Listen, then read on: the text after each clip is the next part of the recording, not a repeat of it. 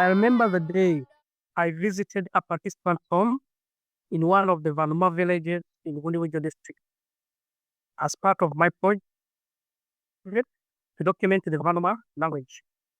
It was a quiet morning, the kind where you can hear the rush of leaves and the distant call of birds.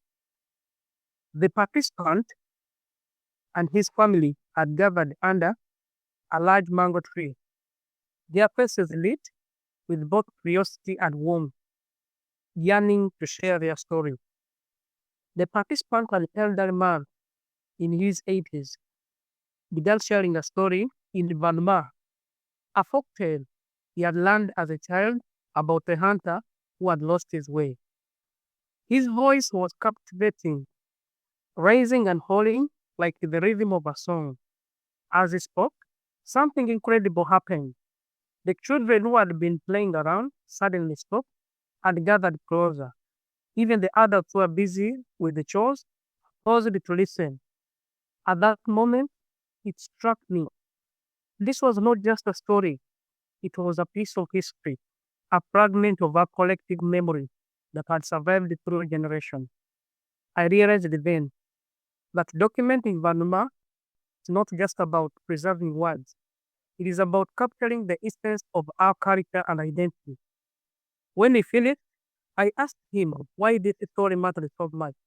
He looked at me, his eyes filled with quiet wisdom, and he said, Lambare lulimi lwaatu lutali, tulinga biti, bitali namiili.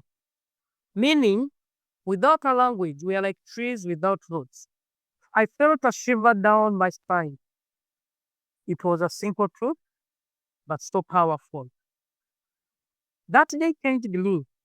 I left the village with a deep sense of purpose, knowing that the research is not just about documenting a language, it's about honoring a legacy. The Vanuma language is our voice, our history, and it deserves to be heard. So here I am, continuing this work, not just as a researcher, but as a member of this community, determined to make sure that the Vanuma language thrives for future generations. Thank you.